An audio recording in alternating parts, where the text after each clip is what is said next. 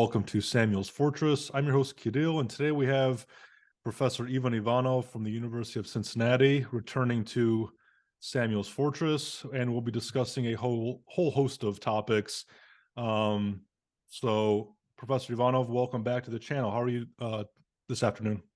Thank you so much, Kirill. It's always a pleasure to be back on your channel and to talk to you and your wonderful audience. And thank you. I'm feeling very well and very happy to be back. Thank you. No, it's great to have you back on the channel, and I'm sure my audience is looking forward to this discussion as they were with the previous one.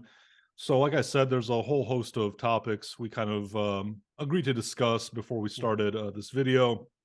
And I think the main topic, or the first one we should kind of get into, is the recent parliamentary elections in Bulgaria. Those were held this past weekend on Sunday. Was that April 2nd?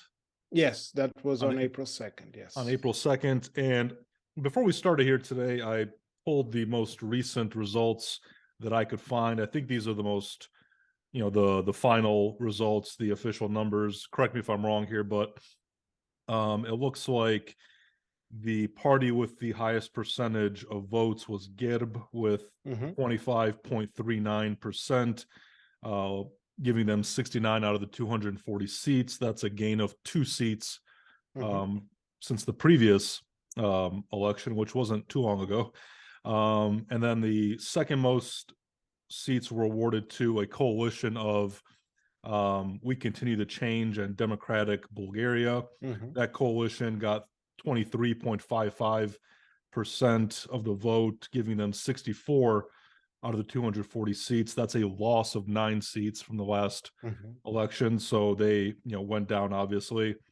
In third place, there is Revival, Konstantin Konstantinov's party. They got 13.58% of the votes, giving them 37 seats, a gain of 10. So they appear to be the biggest winners by amount of seats gained. Then we have the Movement for Rights and Freedoms. That's the de facto, I think, Turkish party within the country. They received 13.15% of the vote, giving them 36 seats. No change from the previous election. Then we have the Bulgarian Socialist Party with 8.56% of the vote. That gives them 23 seats, a loss of 2 seats. I think that's probably one of the worst performances for the socialists ever. Okay. In 20th and 21st century, since their party was created, basically. Okay, and obviously they're going down into the single digits, so not too bright of a future for that party, it looks like. And then finally, There Is Such a People came back into the parliament with just under, or just about 4% if you round up. I think the final number is 3.94%, and that gives them 11 seats, which is a gain of 11 since they were not previously in the parliament. And then all the other parties received less than 4% of the vote, which does not give them any seats. There's a 4% threshold for entrance into the parliament. Now, with all that being said, it's clear by the numbers that no one really got a majority. You have basically 2 parties that are kind of neck and neck, GERB, and then the coalition of We Continue to Change in Democratic Bulgaria. I guess my first question to you, as someone who I'm sure follows domestic politics in Bulgaria closer than I do, is it possible to form a government with the current results, or are we going to be back at the ballot box within a few months once more? I think both scenarios are fairly plausible. I think the chances of forming a coalition is more likely than not forming one. And so I was engaged with the process here in Cincinnati. I was actually part of the board of elections for the precinct. We were able to get enough people to have and we've been able to have a precinct here in Cincinnati. So there's 5 of us serving on that board, So of course the results in Cincinnati, Chicago area, or in the United States overall, are somewhat different than the national results. But, we're glad and happy that Bulgarians around the globe have an opportunity to turn up and show up and vote. And we've had here people come from drive like 2-3 hours from the state of Ohio, down from Kentucky, from places like Louisville, to come and cast their votes. So the bottom line is that for a Bulgarian media, the day of the elections, we didn't even know because they were running neck to neck, the first and the second. So the GERB and the coalition, the Continue with Change / Democratic Bulgaria. So I said, either way it turns out, it seems that the former Prime Minister Borisov is going to be the kingmaker. In other words, he's got to decide. So at this point, there's been a surprise silence on the part of all the political parties. At this point, there's some signals coming from this. So there's two ways to go about this. The kingmaker basically can go in two directions. One is the so-called broad coalition, which is what the West, the United States, the Americas have been pushing, that the GERB would form sort of a pro-Western, pro-Atlantic foreign policy kind of, we call it a foreign policy coalition, with the Continue with Change. Now, Continue with Change, they made a coalition with the Democratic Bulgaria, so they would come on the top. And the idea was at least to replicate, if not even do better. If you look at the net numbers, like from the last three, for about a year, a little bit over a year and a half, they've been losing the votes from combined from like 850,000 down to like 611. So they've lost a lot of votes. And surprisingly, many of their voters have gone to Возрождение, the Приrodbo, the rebirth, the revival / rebirth, whatever, political party, which is sort of a pro-Russian, anti-systemic, And interestingly, in United States and around the globe, they get actually more votes than even they get in Bulgaria, These are people who are not happy with the system in Bulgaria, but are also not happy with the Western political system. They're completely anti-systemic votes. And this process of political crisis without government actually continues to fuel them. So everybody now realizes that this party continues to grow, and that's a serious threat for the political system itself in Bulgaria. So that's one of the reasons to consider why. And I know some of you are actually viewers, maybe fans of this political party. So I'm not trying to take a side whether I like no, but the truth is that they're very anti-systemic party, and it's a very much highly a protest vote. And by anti-systemic, I'm assuming that means kind of anti-establishment, anti-European, kind of European in the sense of the European Union, perhaps. Is that fair to say that they're maybe opposed to kind of further European integration, or they're more Eurosceptic, to use, kind of that term? And they're pro-Russian, or at least the way that they present the position is that we should remain neutral in the war in Ukraine, meaning that basically we don't want to take any sides, We should not get engaged in any way. One of the rumors or misconceptions that they've been spreading is that Bulgaria is going to send military personnel to Ukraine, and so the argument is vote for us so you don't have your kids sent to fight a war in Ukraine on behalf of NATO. They argued that the euro is not a good currency, that Bulgaria should preserve its left. Bulgaria has de facto euro introduced because the Bulgarian left is fixed to the euro, so it makes no difference. It only makes sense to get rid of the left so that the money in reserve that we have now can be part of it can be released, basically, because now you're part of the eurozone. But is that a current debate in Bulgaria? I've seen that recently, but I haven't paid too close of attention. Is Bulgaria looking to drop the lev completely, or? Yes. So when the EU accession started, all the countries that joined the EU, they were given an option at one point down the road that they will join the eurozone. But because the way that the eurozone criteria were set up, it was clearly said that you cannot do it immediately. In part because as you join, most of them are poorer than the mean in the EU. So you're going to have a higher inflation as your wages go up, So it takes time to catch up. And once you catch up, you meet all the criteria, you will join. Bulgaria started during the Borisov's years, actually, in 2017 or 2018 started a process of entering. So in 2019 and 2020, they were admitted into sort of the waiting room of the Eurozone. So to a process of preparing to drop the left and to introduce the euro. And for Bulgaria and for the Baltic countries, it made sense because they had a currency board regime. Basically, their currency was fixed to the whether it's a dollar or euro, to a more stable currency. That was a way in the 90s to stabilize the economy. So, for example, for Romania, for the Czech Republic and Poland, it makes sense for them to wait and preserve their national currency. For Bulgaria, because of the currency board regime, it doesn't make sense. But of course, there's an expectation that you have to meet all the requirements. And so what happens is, because of the COVID crisis, Bulgaria has now a higher budget deficit than it's required, even though there was a waiver for that. And most importantly, Bulgaria has higher inflation. The requirement is to have the three countries with your inflation shouldn't be higher than the three countries with the lowest, Eurozone countries with the lowest inflation. And Bulgaria's had a very high inflation. And that's normal, partially because of the war in Ukraine, the energy resources that went up, but also partly because Bulgaria has been poor. As the wages go up, it drives also the inflation up, Sure. Okay, so let's go back to the, that's very interesting. Let's go back to the election results. Briefly, I just want to talk about the Revival Party of Возрождение. It seems that the other kind of right-wing parties have disappeared altogether, and it seems like all of them are kind of, at least this is my perception, kind of funneling into that one party. For example, VMRO, the Bulgarian VMRO or IMRO, looks to me like they've completely disappeared from the political scene. Is that true? They chose not to participate in the election. Okay. There was some initial plans that they would join a broader coalition with Radev's party, the Bulgarian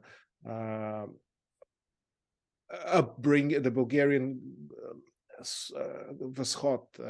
progress for Bulgaria, Okay. But then they decided, for some reason that I'm not aware of, they decided that this is not going to work, and then they intentionally decided that they were going to not participate, and they encouraged their supporters to vote.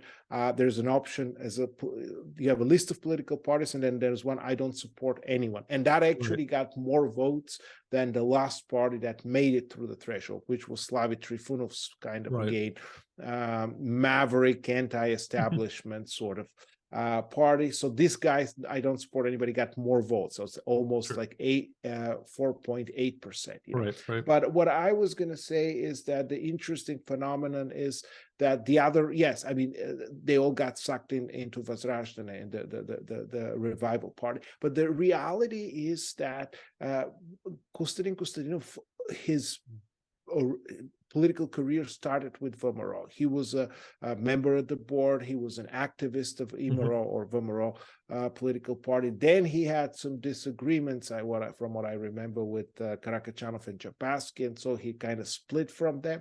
And during that period, he created the Возрождение or the rebirth, the revival, as an alternative to the as a competition to VMRO. But again, remember, he played on also the pro-Russian, and he picked very well-targeted populist approach, sort of anti-vaxxer campaign. So he became the face of anti-vaxxer campaign, including some of the people who were around him, people that were kind of clearly affiliated with Moscow, were using also the internet and other media to amplify this anti-vaxxer campaign, in Bulgaria. Now they're very effective in sort of the preservation of the left campaign, and they're arguing that they're not against the EU per se, but they think that Bulgaria has entered on unfavorable conditions, and so he's going to sit down and renegotiate, just like in Macedonia, they're trying to renegotiate the accession framework. Some political parties in Bulgaria, he's trying to renegotiate the conditions. That's absolutely bullshit. Nobody's going to take him seriously, in Europe, just like the Macedonians were trying to renegotiate. Nobody's going to take them seriously. But the reality is and he knows. Konstantinov is a very, very smart, very skillful, very adaptable politician. And I give him all the credit for that. And he knows how to pick issues and how to make them an issue, how to make this issue at the centerpiece, you know. So he knows how to exploit this rhetoric in his support. So yes, and the interesting thing is, many of the people who vote for continuing the change, you know, they actually switch sides. It's almost like 70,000 votes, which is a substantial percentage from last year's elections, have switched sides and have voted for Vozrashtin, which is, to me, it's almost shocking, because they're the alter ego of the political foreign policy. That's what I was going to say. It seems a little strange. I'm just kind of looking at the 70,000 explicit ideology or positions of those two parties. It seemed very radically different. So it seems strange that someone would jump from that coalition of We Continue to Change in Democratic Bulgaria to the Revival But I saw Party. the same thing in Cincinnati. So we have about 15 votes for Vozrashtin. We had between 13 and 15 votes. And it's usually, I wouldn't say always the same people, but the core is very similar. And then there's, of course, people who come and who may or may not come, and others who don't have turned up in the past. So from 15 votes, we went up to 20 votes. And those were clearly people who previously voted for anti-GERB, sort of anti-establishment parties, and now they sided with Vozrashtin. So, and I don't know if this is entirely true. This is kind of what I saw initially, that a lot of the votes coming from outside Bulgaria, the majority of them were for the We Continue to Change, the Democratic Bulgaria coalition. Is that correct? Yes. We had 62 out of 108 votes, so it's over 50% of the votes. Let's put it this way. Vozrashtin is usually second, except in Turkey, where 90% of the votes go for the MRF, the Turkish party. Sure. But that has traditionally been, and so Continue with the Change is the strongest performing party overseas. GERB performs much weaker, even though a couple of years ago GERB was always on the top, but since 2021 they have been underperforming, and they're also losing votes from 21 up until now. They've been losing votes too. So I think they're the third political party after Vozrashtin, or maybe I should say after MRF. So it's Continue with the Change, the Turkish political party, Vozrashtin, and then GERB. Socialists got 0 votes in our precinct, which was weird, and they got almost no votes from abroad, which is why they're. But what I was going to say is that, interestingly, now talking about coalitions, I think Boyko Borisov has signaled right before they disassembled the previous assembly, before they went for early elections, that he was willing to work with the socialists, which is problematic. And socialists have indicated that they're willing to work with him. So it's clear that Borisov and the MRF, the Turkish party, have been in collaboration, although they've never had a formal coalition since basically Borisov came to power in 2009. They've always had some tacit cooperation.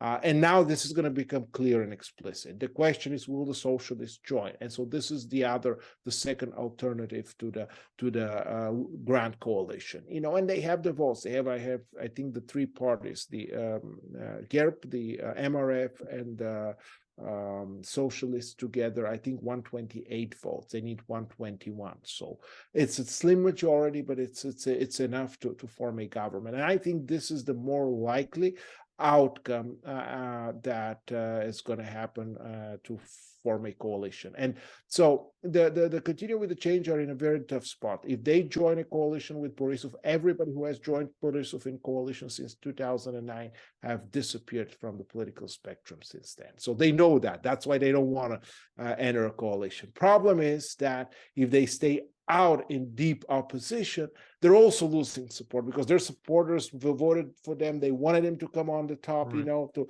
form. And once they're not able to do that, their support is waning. So their support is waning regardless of whether they're going to join a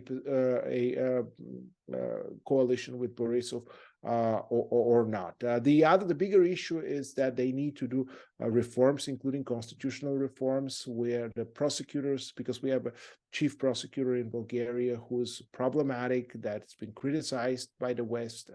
Bulgaria has been denied entry into the Schengen and the Eurozone. Right. And part of the reason is the Schengen was that Bulgaria has a problem with the rule of law, that the prosecutor serve special interests. And so what they want to do is they want to create, either get rid of that office of the attorney general or chief prosecutor's office and leave down to the prosecutors themselves, or create somebody who can monitor and exercise control over that. Either way, they will need to amend the constitution, for which you need 2/3, and then you also need to pass a package of judiciary reforms, a legislative package, and for all of those, they will need the votes. So that's going to be actually the bigger issue that this new assembly will have to tackle. Okay, so basically, just kind of recap, there seems to be three options: either GET forms a coalition with We Continue to Change Democratic Bulgaria as one option. Second option would be GET forms one, as you're saying, with the socialists and the Turkish party, the movement for rights and freedoms.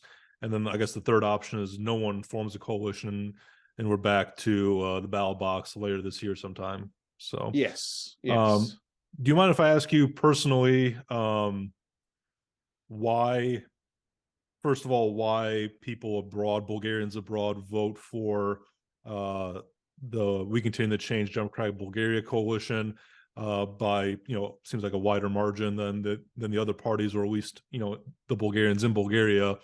And then if you don't mind sharing which party you support and why you think that's why you support them, essentially.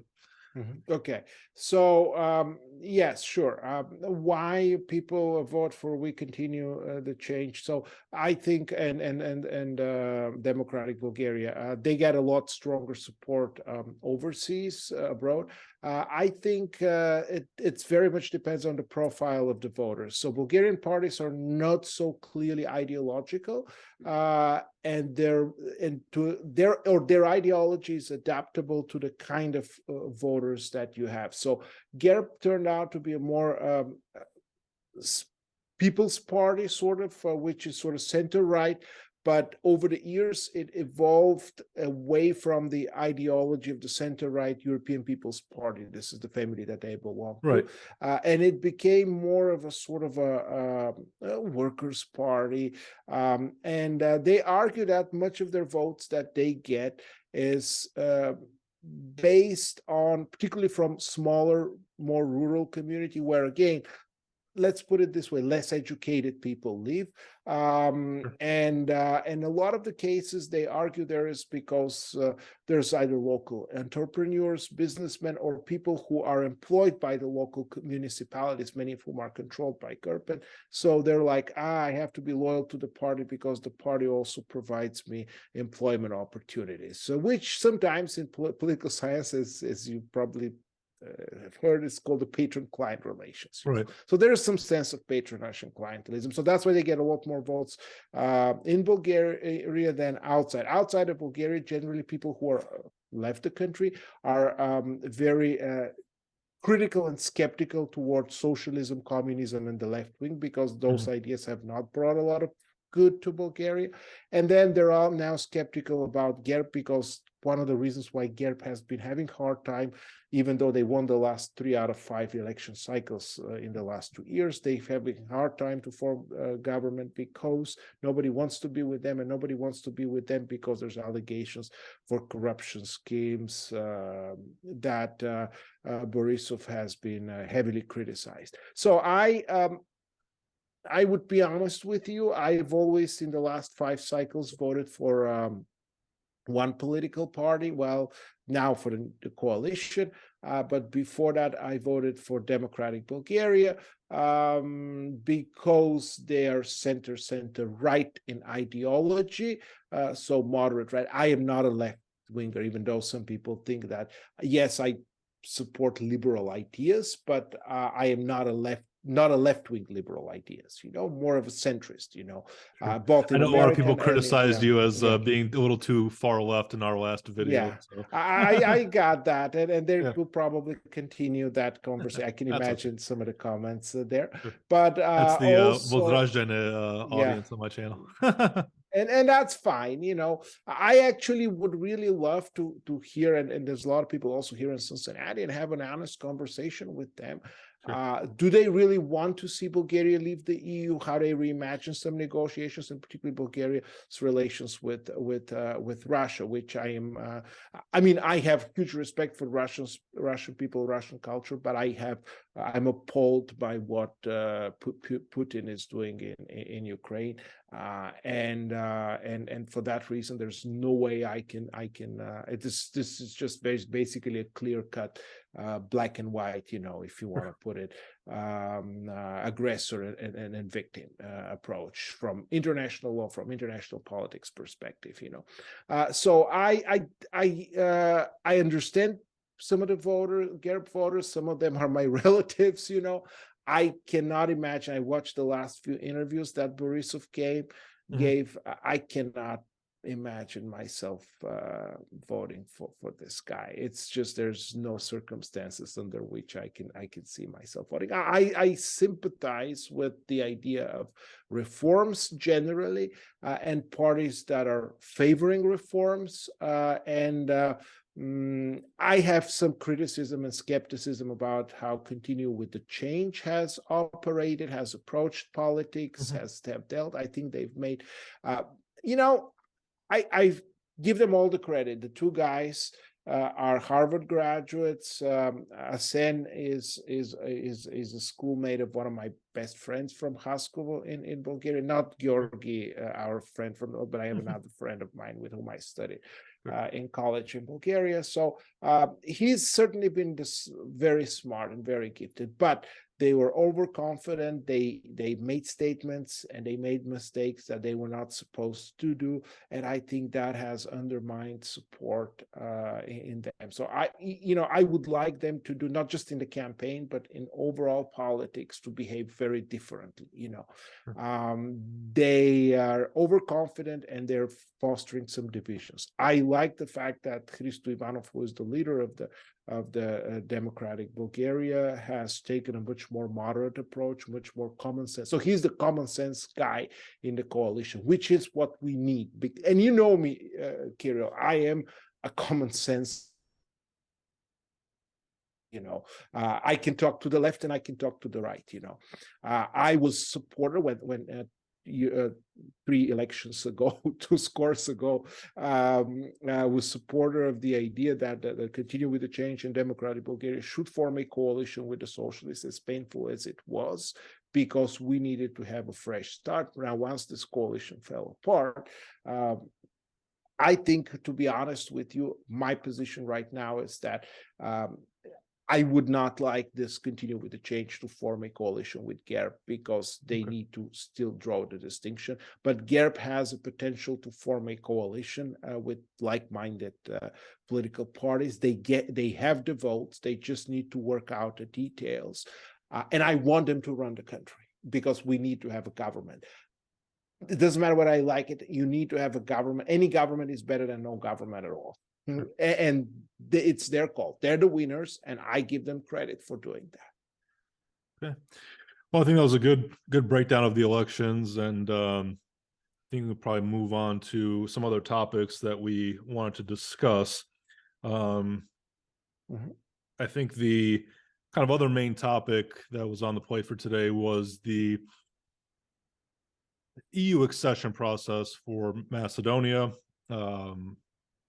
And specifically the Bulgarian demands, or requirements, I guess, for lifting the veto, as it's often described as.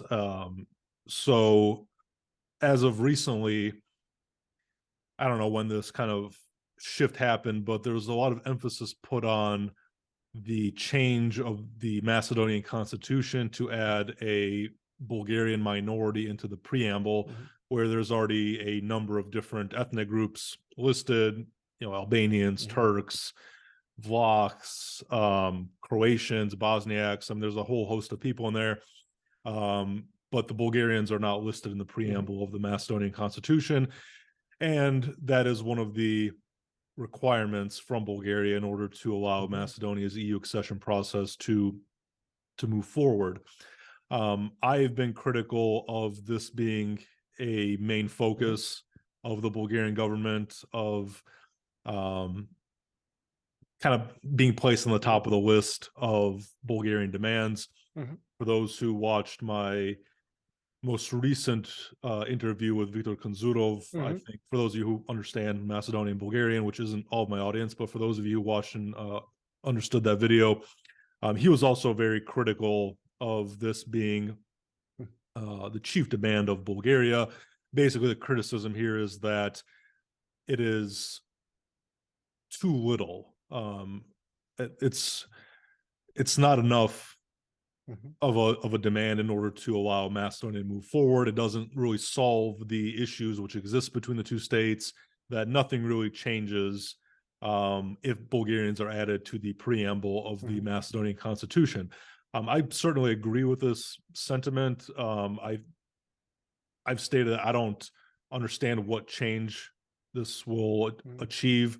It doesn't address any of the main topics, which to me are historically based. I think the biggest disputes between the two states are in regard to the shared history of the two countries, of the two nations, and basically putting the Bulgarians in the Macedonian constitution doesn't address those issues. Furthermore, I think that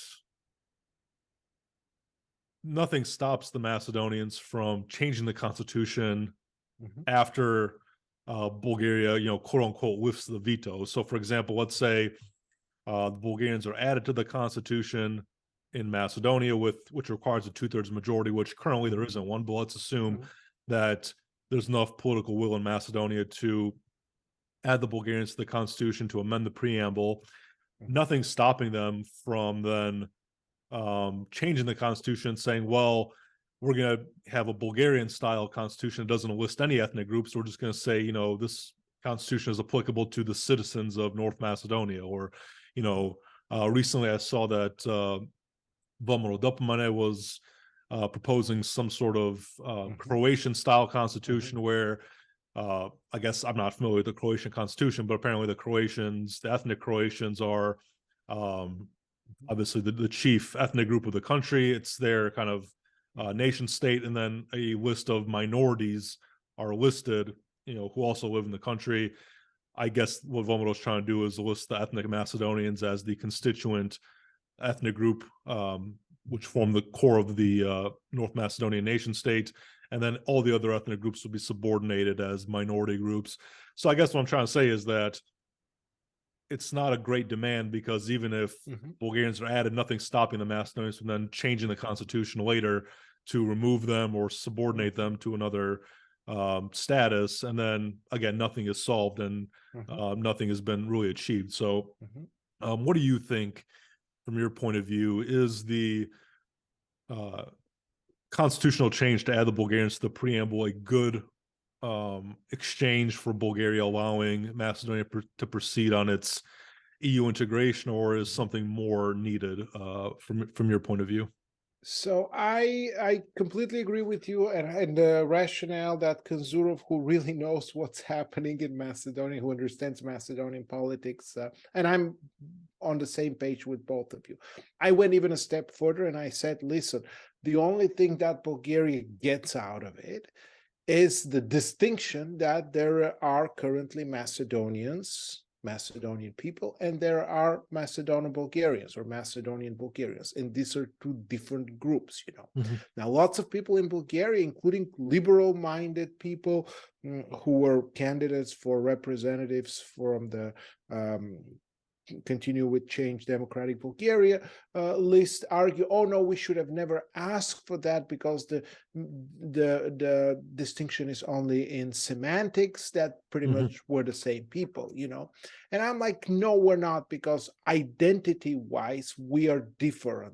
The majority of Macedonians feel that they have nothing to do with Bulgarians, And a small group, the census of 21 showed 3,504 people. Two of them passed away. One declared himself, so it's somewhere in the 3,500 people range, identified themselves as Bulgarian. So is this the accurate number?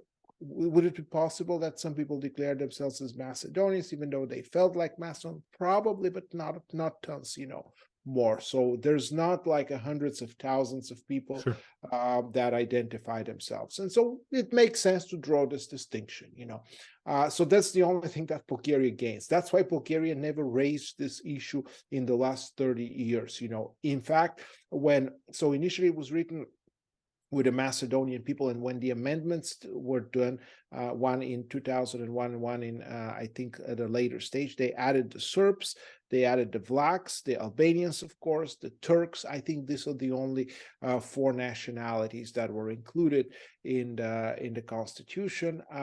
They're not called nationalities, but groups of people. So it's the Macedonian people and the groups of peoples, that include the Turks, the Albanians, the Turks, the Vlachs, the Serbs, etc. And so I believe at that time there was a communication between Bulgarian diplomats and Macedonian authorities, and they asked them, "Oh, what about including the Bulgarians? People who feel like Bulgarians." Bulgarians said, "No, we're not interested." And again, the Bulgarian diplomats were convinced that this is it's not working in our interest of common and shared history to make this distinction. But the reality is, it now feeds a lot of the Macedonist propaganda and anti-Bulgarian propaganda, Macedonian nationalist anti-Bulgarian propaganda, arguing, hey, Bulgarians never recognized our nation, our language, and our identity. They were trying to impose on us that we're Bulgarians and to Bulgarify us, or Bulgarize us, and so now that Bulgaria has put this demand forward, it was actually a demand by a group of Macedonian Bulgarians. Again, how representative this group was is again another issue to talk about, but this group raised this issue, and so it was actually, when Bulgaria raised initially, it has initially 5 demands. This was added as the 6th, and it was known as the 5+1. Right. One of them was already completed, so that was basically Bulgaria asked Macedonia to send a declaration saying that North Macedonia and the Republic of North Macedonia is the same thing, so we're not claiming period Macedonian, and so the Macedonians did that, and that was it pretty much, So that was the +1, and the +1 became number 1, Right. In this power vacuum under the leadership of Radev, But I think there is a growing consensus in Bulgarian public. Again, Bulgarian public was a little bit manipulated, that this will fix the problem. Yeah, and I completely agree with you and with Kansurov that this is not going to fix anything. But it's a nice litmus test, something that, let's see how the society feels. So let's just try to put the litmus test and see whether that society is, because the real test is you give them something small in the beginning. That's my argument. And you test them whether they're willing to take it. So in exchange for EU membership. And the very divisions that it opened up, it kind of shows you that clearly that this society is shaking, and it keeps the debate on the surface. So now the big debate is because the Bulgarian constitution said the Bulgarian people. That's what it says in the preamble. It means I don't care what your identity is. I don't care what your nationality is. You live in Bulgaria, you're part of the Bulgarian people. And then inside the constitution, you're a citizen. That's it, citizens of Bulgaria. Now, Croatia says in the preamble, it's the Croatian people and the following minorities. Right. And it lists like 20 or 30, including Bulgarians, Macedonians, etc.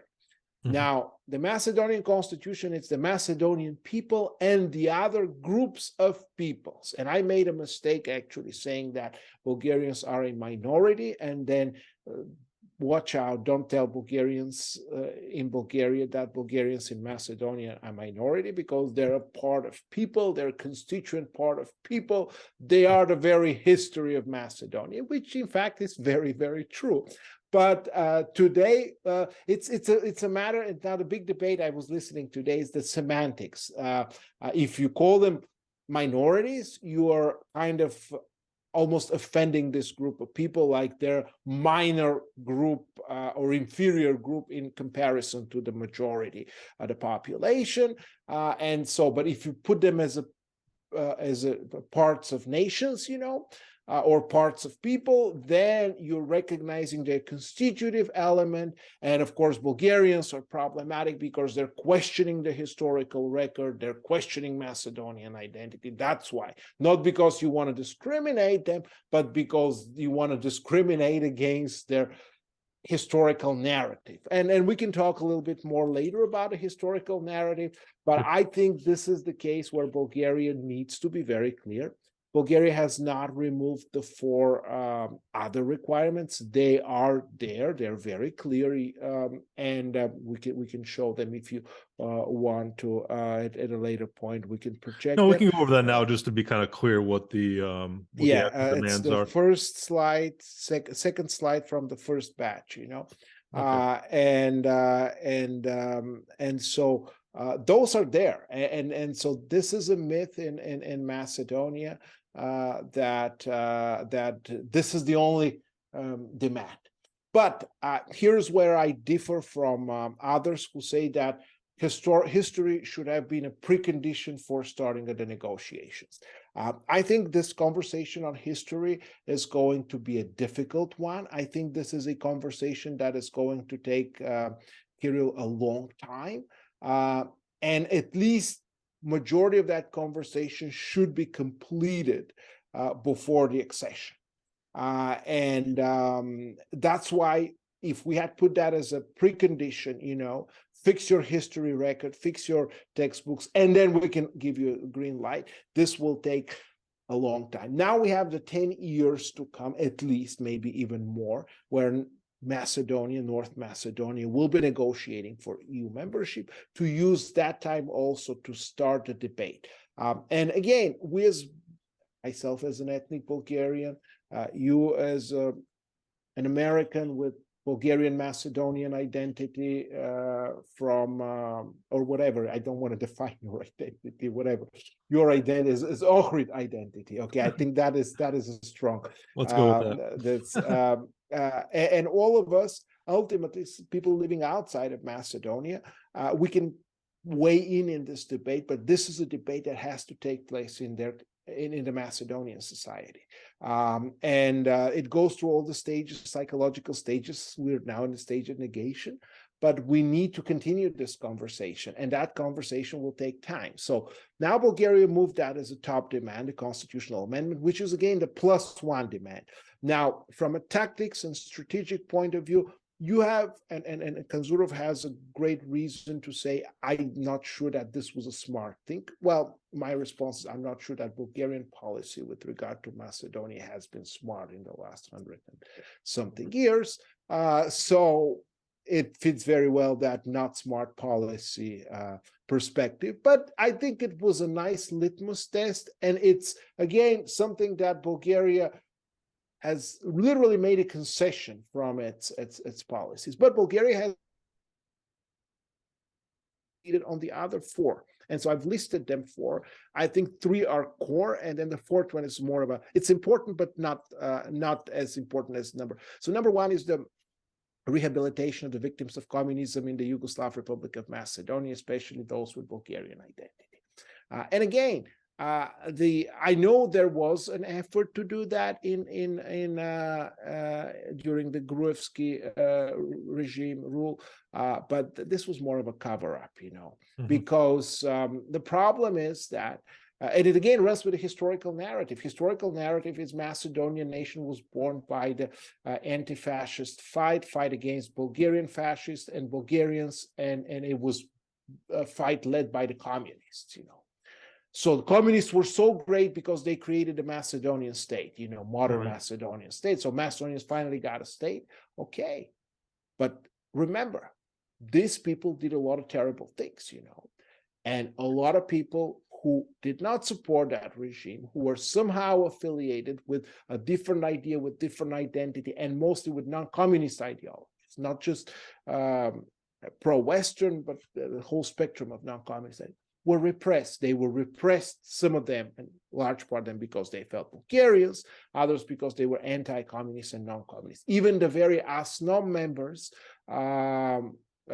starting from Chento, going through Pavel Shatev, they were terribly repressed, Yeah, and that's another thing I've gone over in previous videos yeah. on the channel is, even the communist partisans in Macedonia after the war were repressed by the Yugoslav regime because they were opposed to the centralization, the Yugoslavization, you could say, of Macedonia. So even a lot of the communists themselves were repressed by the central authorities in Belgrade. So it wasn't just anti-communist, although those were obviously the main targets of Yugoslav repression. And Macedonization also on an anti-Bulgarian Right. foundation Right. of the nation. So it's not the Macedonization per se, but anti-Bulgarian Macedonization, Right. And so now, of course, the problem is much of those archives, some of them are in Skopje, many of them are in Belgrade, which puts Skopje in a position where the government has to go and ask for those archives from Belgrade, release them, and also find a way. And I know people, on Facebook and others, who are from, for example, the family of the Krushevo Republic, and this was one of the founding families of Macedonian, the idea of Macedonian state, and they were terribly replaced. Merchants, many of them, of course, fled to Bulgaria or other parts of the world, but they're raising their voice now. The Sekuluvi family, for example, the great-grandfather was the Minister of Health in the Krushevo Republic, so back in 1903. So they're asking, say, we need to have we need to receive rehabilitation because we were oppressed. And so this goes back to, again, the historical narrative that, and again, this is a way Bulgaria touches upon the historical narrative. If you want to move forward as a society, you need to bring an inclusive narrative about the past. Not to say the partisans were good and everybody else was bad. Right. Everybody was okay. And a lot of other societies went through that process. So I think it's a good demand. Bulgaria went through a similar process at home. Macedonia didn't really, or just did a sort of a cover-up story, and it has to go through it. Number two is prevention of hate speech against Bulgaria and North Macedonia. So that includes two types of hate speech. One is in the public discourse. They argue, but how can I control the public discourse? Everybody has the freedom to write and think, well, yeah, but there is public media, particularly TV stations or internet portals where that fall under the regulation of the whatever local body. And then, of course, some of the statements that are put there. And, our friends in Corridor 8 went through some of those that were published literally a few months ago, arguing that Bulgarians are, I hate to say that, prostitutes, or stuff Right. like this. I mean, this is obviously a hate speech, that's not okay, and so that should quit, the Macedonians should quit, But the more important thing, the more tangible thing that Bulgaria put is that you have a lot of monuments building all over Macedonia now, North Macedonia, I should say. And so some of them commemorate the events that indeed occur, and that, yes, during Bulgarian rule, during First and during the Second World War, there were people who were killed. So one of them was the massacre at Rachak, I think, where a lot of Bulgarian and VMRO troops basically killed Serbo-Man families. And of course, there's a monument built which calls it, here is where the nasty Bulgarian hand killed so many people, Right. And of course, all of the other opportunities to commemorate resistance, which particularly in 43 and 44, there were some notable signs, not so much and a lot less than in Bulgaria, but some signs of resistance. And of course, the term is Bulgarian fascist occupier. And so Bulgarians have always pointed, listen, there are similar monuments in Greece, neighboring Greece. There's no need to call it Bulgarian fascist occupiers. All you can say is that Nazis and their allies, Nazis refers to Germans, but we don't call them Germans, we call them Nazis because this was the ideological party. And we call their allies their allies. So Bulgaria put a clear demand that we need to get rid of that Bulgarian fascist occupier and replace it with Nazis and their allies, or something of that sort of nature. Of course, Macedonian society finds that completely unacceptable. Politicians, of course, are completely reluctant to do anything about this, but this is a demand, and it's part of this reconciliation process. And as a part of the reconciliation process, because they look at this, associate the fascist occupier with me, so I am the fascist occupier. Wait, I was born in 1977. It doesn't matter. I'm the fascist occupier of Macedonia, and this is the nasty Bulgarian hand, with ancestors from Kukush. Well, that's what it is. And this is not a way to build friendly relations. This is not a way to move forward. This is not a way to reconcile, and it remains as a Bulgarian demand. And yes, some modification of those will have to happen. But again, right now, even if you go and modify them, they're going to go and break the new monuments, the modifications of those sites because of the resistance to this attempt, So again, we need to have a discussion in society before that happens. Number 3 is notable progress needs to be made in the work of the Joint Commission on historical, cultural, and educational issues, and a more active engagement by Skopje in it. In other words, we need to have an agreement on major issues of historical past, particularly on what is and how common and shared history operates, and then we will give you a green light. And that is number 3, it stays there. It's also embedded because every year they have to report in the protocols, the accession protocols, they have to report what progress they've made along this path, including on the historical commission's progress. And then that progress is now part of the negotiations framework. Now, Bulgaria could have demanded that even without having that embedded in the negotiations framework, but having that in the negotiation framework and having that as an EU requirement is a good guarantee for Bulgaria. And again, if you expect that this is not going to happen, this can't happen overnight. It did not happen for 30 years, I think the negotiating framework is a good tool and is a good guarantor that that progress on that committee needs to be made. And the 4th one is sort of more of a symbolic, but yet important, that Macedonia should not interfere in Bulgaria's internal affairs and should not directly support UMO Ilinden and Ilinden Pirin, which they have done. They're now more hesitant to do that, and they're more cautious. So I don't think that, but the 1 through 3 are really the central demands, and they are there. They are also incorporated in the negotiating framework. Okay. No, it's a good. Let me pull the slide away.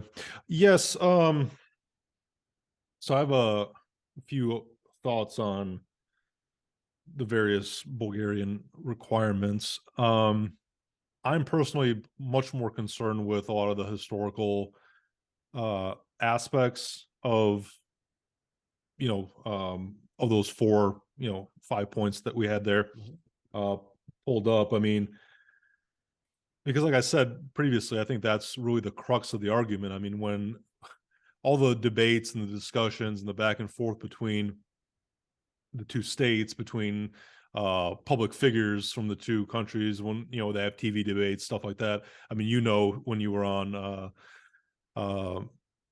Canal Pit Channel 5 over there, that's really the main concern of people is, was Tsar Samuel Bulgarian or Macedonian? Was Goce Delchev Bulgarian or Macedonian? Was Ivan Mikhailov a fascist? It's really the historical aspects of the dispute that are really in the forefront of people's minds. That's really what kind of rubs people the wrong way, is when one side denies the other side's historical truths and whatnot. So I think that should always be the priority, because I think that's, once you solve the historical questions, I think everything else kind of falls into place. I mean, just kind of, to address the hate speech aspect of it, because that was one of the points, and that's something we can discuss. But I mean, a lot of the hate speech, if you will, is centered around historical disputes. I'm not just like the Tatar stuff. I mean, that's kind of just a little childish and foolish. But I mean, a lot of the hatred, I think, is because, oh, you're denying our history, you're denying our existence, stuff like that. So I think that's certainly, like I said, needs to be on the main issue resolved before any of the other constitutional amendments and stuff like that. I To kind of go back to the quote unquote hate speech, I will push back a little bit on that. Not what you're saying, but just on that demand. And I think this might just be a difference of opinion between Americans and Europeans. As I think now this is also a touchy subject in the past few years in America, the concept of hate speech. But I'm kind of opposed to even that framing. I don't like the concept of hate speech. I'm not gonna say it's not real. Obviously, there's speech directed towards different groups that can be categorized as hateful. I don't think there's any dispute about that. But I think kind of putting in this legalistic category of hate speech is not very uh, beneficial. Not just in the Macedonia-Bulgaria dispute, but just generally. I think Americans have again, this has changed in recent years, but Americans typically have had a higher tolerance for open speech, open discussion. For example, I mean, we don't have to kind of get into it specifically, but there are even 20th century historical events that are not just taboo, but outright criminalized in Europe, where no such criminalization exists in the United States. You can discuss anything you want quite openly. And I don't know that it's a good idea to close off certain historical disputes by decree or by, a criminal code or something like that. And I don't know that it's a good idea to criminalize the speech of free individuals within a state. It's one thing for Bulgaria to demand that the Macedonian state, the state institutions, not engage in that type of rhetoric, obviously. But I don't know that it's a good idea to chase down random Facebook or Twitter posters and use that as a criteria to deny, Macedonia's accession to the European Union. Same thing with the historical dispute. I mean, obviously there are going to be people in Macedonia who simply dispute the not just Bulgarian historical position, as it's not simply a Bulgarian historical position, it's a historical position which is adopted throughout the entire world. I mean, recently, I don't know if you watched on we mentioned at Corridor Rosum, Corridor 8, the YouTube channel, they had I think Georgi pulled up like Wikipedia pages. Not that Wikipedia is a it was a wonderful episode. Sure, yes. it's not, Wikipedia is not like the end all be all of historical dispute. Obviously, there's a lot of problems. Some of the citations aren't great. People can change it and whatnot, but it kind of what Georgi did was he went through every country's, because if you go to Wikipedia, obviously each country has their own page. So if you go to Tsar Samuel, which is what he did, obviously in the Macedonian version of Wikipedia, it says he's Macedonian. In the Bulgarian one, it says he's Bulgarian, which obviously that's going to be the case. But then if you pull up Germany's version of Tsar Samuel's, a Wikipedia page, it says he's Bulgarian. If you pull up Russia's, he's Bulgarian. In Greek, he's Bulgarian. In Malaysia, he's Bulgarian. In, Ecuador, he's Bulgarian. So, it's not the framing of the Macedonians saying that Bulgarians denying our history or this is simply a Bulgarian narrative doesn't hold water, because every other nation in the world also follows Bulgaria's, historical positions, which is basically means that they're not Bulgarian positions. They're simply objective historical positions. So I think a good demand by Bulgaria would be that Macedonian state institutions, whether it be universities, national historical institutes, even high schools, middle schools, or wherever where history is taught, in the textbooks, that where the state has a role in the historical narrative, that historical narrative reflect the objective historical reality, and Bulgaria should stand by the position that by not doing so, you're infringing on Bulgaria's history, and not only on Bulgaria's history, but you're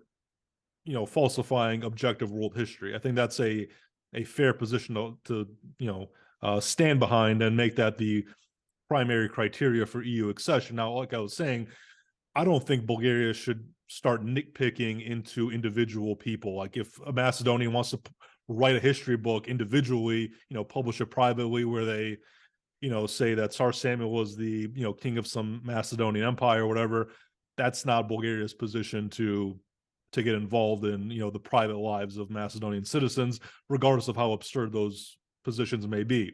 I Same thing with agree. the hate speech stuff. I mean, if some individuals are saying things in Macedonia, they're not, state actors, they're simply, free citizens of Macedonia. I don't find that to be a persuasive reason to block accession into the European Union. I think it should focus on the narratives of the state positions, and so forth. So, like I said, I don't particularly care for the legal concept of hate speech. I just think it infringes on personal liberty. But when state institutions are actively engaging in it or putting forward false narratives, I think that there it crosses the line, and that's the point at which Bulgaria should make that a prerequisite for EU accession. I don't know what your thoughts are on that, but this is a very good point. And what my just one sentence said, I completely agree with you. And creating this police and some sort of like a commission or committee that is going to right. monitor what people say, I actually don't mind. There's like a whole bunch of Facebook groups that are dedicated particularly to fighting Bulgarians and Macedonians, kind of throwing it at each other, Sure. And I to be honest, I also was in one of those groups member. I've left, and I don't want to join any of those. It's fun for a And while, but then it gets frustrating. no, but I mean, I think sometimes I go and check to see what's going on. And I think Sure. at this point, they've had for like 2 years cursing at each other, offending Yeah. each other, and now they're kind of getting tired of that. Yeah. So if you keep it that going for a couple more years, they will get so tired that they won't have the energy and the tenacity to do. But and I also got to use that they offended me, Sure. janissary, traitor. And that's fine. I try not to respond in any way, although sometimes it can be offensive. And then when they see that you're not entering in their sort of pattern of offending each other and throwing at each other, they kind of get tired, and it kind of gets boring, and it's like they're not interested to do that. So you're right. You're exactly right. This needs to be said through. We need to speak it out, Mhm. and this should not be restricted. I agree with you. And in the end of the day, what you can do is you can ask them, is this the way you communicate with somebody, but not engage in sort of restrictive and prohibitive speech. So I agree with you that freedom of speech is a fundamental freedom and should be protected. What I do believe that, and in the same thing, like I don't think we should be too pushy on, oh, let's change the signs on the monuments now, because again, society is not going to accept it. What's going to happen if they change the sign, somebody else is going to throw it and write something on it or destroy it. So this needs to take, first of all, we need to have this debate within the Macedonian society. What we can do, and you're doing a fantastic job to present the evidence to them, to get them think through critically, and also to push the government authorities to foster that debate in society, including through textbooks, but also using the media as a forum for discussion. That which is why I agreed, and which is why I am okay with going in Macedonian media with all the risks that it takes, Right. and challenges, because it's important to foster this debate. But ultimately, it's the debate that needs to take place in their society, and it's going through all the stages of denialism. But I think at one point, it's just a stage that we need to go through. So I agree with you. Yeah, and I think there's definitely a risk of let's say Bulgaria being too quote unquote pushy might have a negative effect, is where people's defense Mhm. mechanisms get triggered and then they're just combative because they, even if they, internally think that the Bulgarian narrative on some historical figures or some historical events is correct, they don't want to be pushed into that position Yeah. by an outside actor. And I think that's another reason why I think the some of the constitutional changes that Bulgaria is requiring, like adding Bulgarians to the preamble of the constitution, is seen by a lot of Macedonians, for better or worse, as an overreach. Because at the end of the day, regardless of how we feel about it, it is one outside state trying Yeah. to determine the constitution or rewrite the constitution of a sovereign state. I Mhm. mean, it is a bit of an overreach, if we're being honest. I mean, to a certain extent. I mean, Mhm. I think the Macedonians are fair to say, what business is it of another country to determine Mhm. what our constitution says? I mean, Mhm. they're not completely off base uh by putting forward that position. I mean, I get it to an extent. Um, and I think that, to kind of go back to specifically like the European accession Mhm. process, I think the more Bulgaria pushes on it, more Macedonians, it seems to me, are saying, well, if these are going to be the demands, we don't even want to negotiate with Mhm. Bulgaria. We don't even want to enter the European Union under Mhm. these circumstances. And I think, maybe that has a negative effect. Let me ask you kind of on that topic, to Macedonians who maybe are opposed to entering the European Union, or at least under these conditions. And maybe you can even speak to Bulgarians who obviously are in larger numbers voting for parties like Revival, that are more anti-European. What is the benefit? I know we're kind of changing topics here a little bit, but that's kind of the nature of this show. We had a lot of topics to discuss, and let me just kind of ask you, as someone who, obviously you're a professor, you deal with a lot of international affairs, foreign affairs type subjects. What would you argue is the main benefit to Macedonians, Bulgarians, people in the Balkan in general? What is the benefit of EU membership? What is to be gained? Mhm. For example, let's say I'm skeptical of the European Union. How would you sell the idea of the European Union to me? What am I, let's say, as a Macedonian, even though I don't live there, I'm not a Macedonian citizen, but for the sake of argument, what is to be gained? What is the benefit to me with EU membership? Well, so there's a couple of things. First of all, is uh, it's an integrated market, the largest single market in the world, with 400 and I think was about 400 million people. Britain leaving the EU, and so if you are not a part of the EU, uh, and as an integrated market, it ensures the free movement of people, goods, services, and capital. That means pretty much it removes the borders, and just like the state of Indiana or the state of Ohio is integrated into the single market space called the United States of America. So would Macedonia, Bulgaria, Croatia, any other countries would be part of that space. So why is it important? First of all, because you have a lot bigger competition now happening. That may be challenging for a lot of domestic manufacturing or domestic industries for at first. That's why adjustment is necessary. But in the end of the day, if you are particularly a poorer country, like Bulgaria, like Macedonia, like Serbia, like Albania, former Yugoslavia, any of the former Yugoslavia, except maybe Slovenia. What happens is your cheaper cost of labor with ceteris paribus, with level playing field, becomes a more attractive place to move a lot of investments from places like France, from Germany, Austria, Italy. to places, whether it's your manufacturing of automobiles, whether it's high-tech industry, technological industries, or any industries that have particularly added value. Second is the quality of the services that you are going to get is going to be a lot better because there's competition, and also because there's a uniform rules, that you will need to comply with.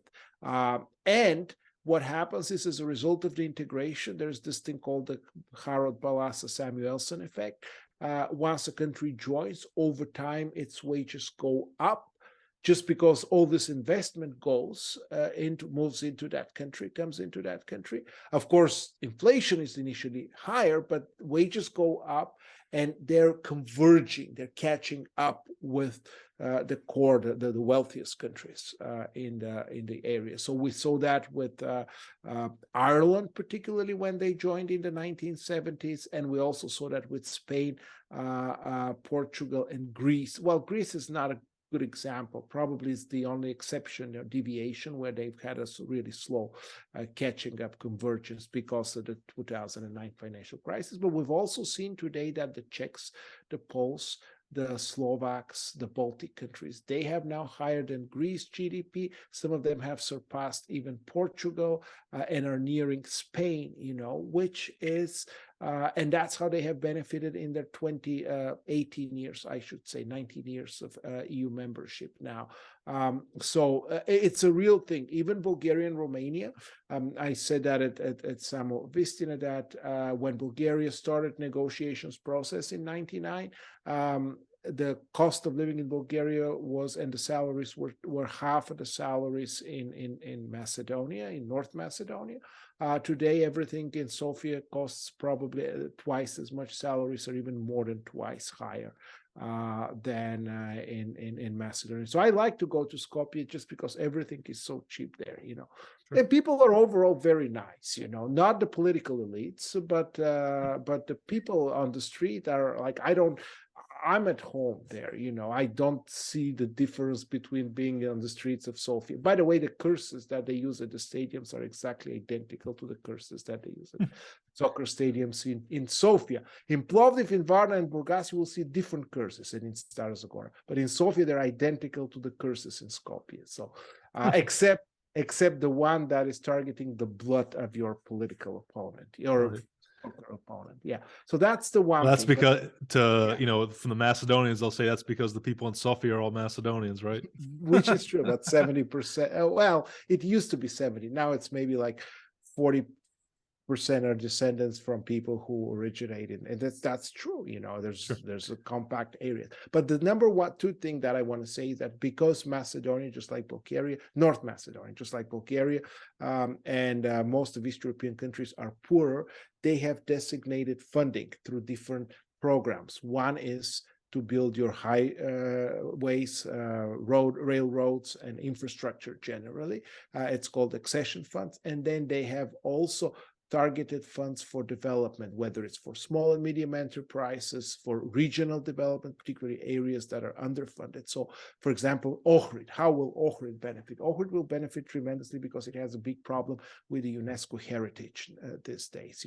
It's not maintained well enough, but because Macedonia will automatically qualify as one when it joins North Macedonia, or the two of the poorest countries, it'll get a lot of regional development funds. And with those regional development funds, a lot of money can be invested into preserving the old houses, particularly in the Varosha neighborhood of Ohrid, cleaning of the Ohrid Lake, which is also a problem. And there can be a lot of so first, this is free money, or 80% EU, 20% national or other sources of funding, and it's going to create a lot of employment, but it's going to really raise up the quality of Ohrid as a city, as a town to live, the environmental situation. So it's roughly, we anticipate that it's going to be between 2,000 and 4,000 euro per citizen in the next 7-year framework that North Macedonia will get. It's not like here's your 2,000 euros, Right. but here is the money that you can use to finish to complete infrastructure, to do water treatment.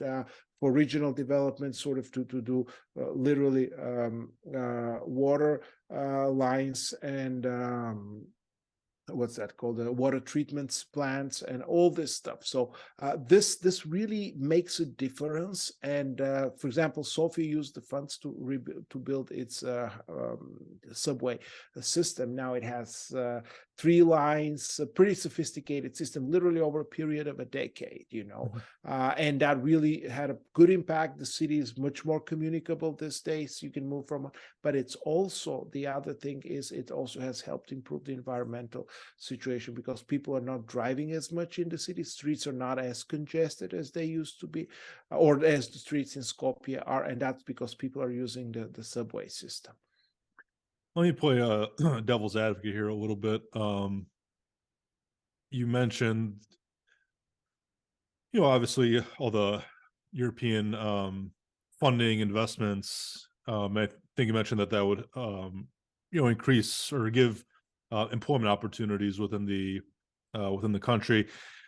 But one could also look at other Balkan states, not even just Balkan states, but former communist states. I think the Baltics are also a good example of this, where EU integration has essentially drained a lot of the population of those countries. For example, if we just look at Bulgaria or Croatia, I think Latvia, Lithuania are also very the bad in this aspect, where by opening the door to the European Union, you see a lot of the smartest, most capable individuals in those states leaving, going to places like Austria, Germany, Spain, France, what have you, which one could argue has a negative effect on the country. For example, Bulgaria has seen a quite dramatic population decline. So has the fastest Croatia. in the world, the fastest in the world. Right. So could one not make the argument that European integration has robbed Bulgaria of its human capital and is putting it on track to, be less successful for that reason? How would you answer that criticism of that aspect of European integration? Well, so yes, that's a fact. When you get into an integrated market space, even though there's 7-year transitional period where you have some restrictions, but ultimately that transition ends, and now your workforce can work pretty much on the equal footing all through the EU. Many people, particularly folks from the medical professions, but also all kinds of professions, frankly, are leaving, looking for better opportunities, for better employment opportunities.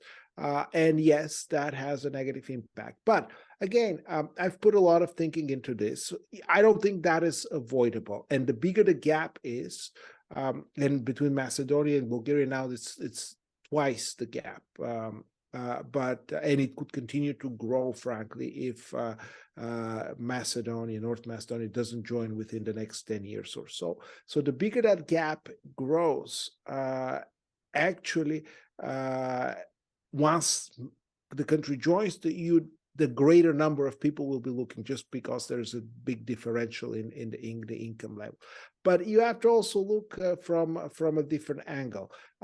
Keeping people locked in, in a small country, and restricting their opportunities to look for employment elsewhere, it could keep them, but it's not going to make their quality of life better, especially if the economy is not growing quickly. Vucic is using some of that arguments for Serbia. Oh, if we hold on to the EU membership, then we could preserve the population and catch up, grow economically, reach the EU level without being part of the EU.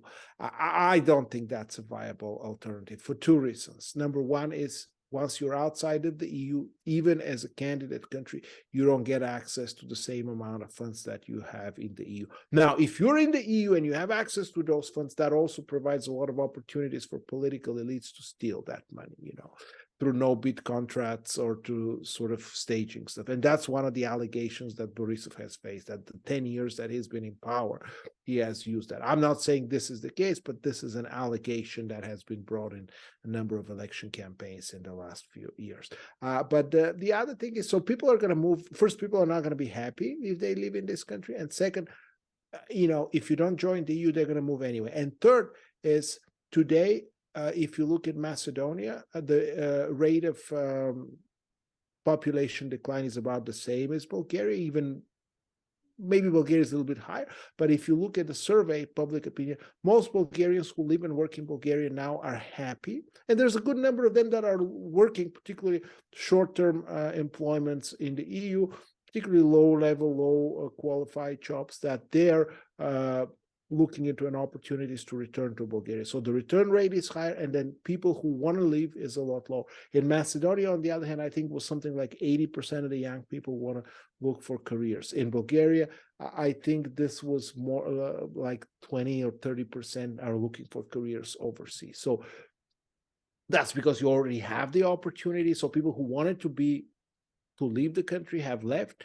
They've worked, they've gained. So the other thing is, I mean, a young person in their early career, why shouldn't they go and live in Spain or in Germany or anywhere? They're going to learn the language. They're going to develop skills. They're going to, just like, somebody who's grown up in the suburbs of Chicago, say they go to LA or to New York to do their career in the United States. Why should we restrict them? I mean, people are living most of the Midwest, to move to California or the West Coast, to the South, of the United States. So population shifts, you got to look at the big picture, it's happening. But I also look at this as an opportunity. Even those who have gone to work there, they've gotten experience, they've learned the language, they've gotten a better idea how the world operates in that in the EU country where they have moved to live. So I think this is actually a good thing, But they're not coming back, are they? It varies. Now, if you're a highly qualified professional, people like, let's say, myself, it's very hard to leave your career where you've been successful, particularly if the quality of life is better. But but some people who work like contractors, lots of Bulgarians have been going in the last 10 years to work as contractors. They come. They work for some time in Bulgaria. They go to live in Europe. They come back, so they're in and out. I've had contractors working on one of my properties in Bulgaria. They're like this, and a lot of them are basically ethnic Turks also, or Pomaks, Torbeshi, what you call them. Right. So so for them, that's a good opportunity. And truck drive. My cousin is a truck driver. Half of the time they drive. They're not happy. It's a tough job, but hey, they make a lot more money than they would be making in Bulgaria, and they're in and out. So by being part of that integrated process, you're actually having an opportunity. And the trucker driving in the EU makes roughly as much as a trucker who's contracted and working in the United States, so, or equitable. So the pay is a lot better. Just trucking only in Bulgaria, or if you have a company, that you don't make nearly as much. But a trucker driving internationally inside the EU, it's making good money, and quality of life has improved because these people have now a lot more money in their pockets.